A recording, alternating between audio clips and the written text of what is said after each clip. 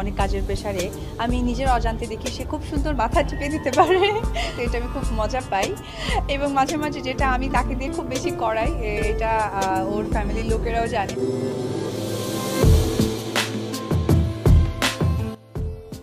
বুবলি যা মুখে বলেন অপু তা বাস্তবে তার কাজকর্মে করে দেখান। বলছি ঢালির সুপারস্টার শাকিব খানের ব্যক্তিগত জীবনের কথা। দুই স্ত্রীকে শাকিব অতীত বলে ঠেলে দিলেও তারা দুজনেই এখনো শাকিবকে স্বামী বলেই দাবি করেন। তবে বুবলি তার মুখে মুখে শাকিব সম্পর্কিত যে কথাগুলি বলেন অপু তা বাস্তবে ঘটিয়ে দেখান। অর্থাৎ ছেলে আব্রাহাম খান জয়ের জন্মদিনে একই বেডরুমে আনন্দঘন সময় কাটিয়েছেন শাকিব অপু।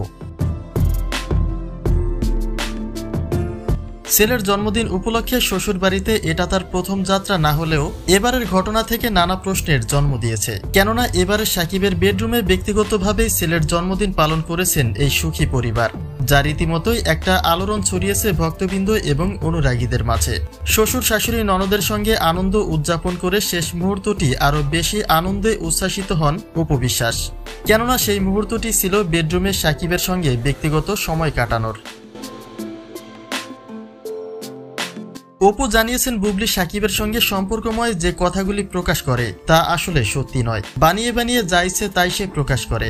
বাস্তব অর্থে বুবলিকে পাত্তাই দেন না শাকিব খান। কিন্তু অপরদিকে শাকিবের সঙ্গে সম্পর্কের ঘনিষ্ঠতা বৃদ্ধি পাচ্ছে অপু বিশ্বাসের, যা তিনি মুখে মুখে প্রকাশ না করলেও তার কাজকর্মেই প্রমাণিত। অতএব ইঙ্গিতটা তার এখানেই যে শাকিব ফিরে তাকালে সেটা বুবলির জন্য নয়, অপুর জন্যই ফিরে তাকাবেন।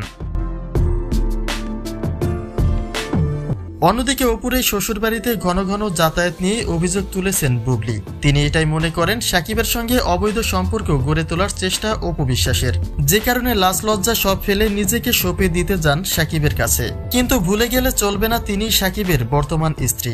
সময় হলে শাকিব ঠিকই তার নিজ ঘরে ফিরে আসবেন। শুধুই অযথা ব্যর্থ চেষ্টা অপু বিশ্বাসের।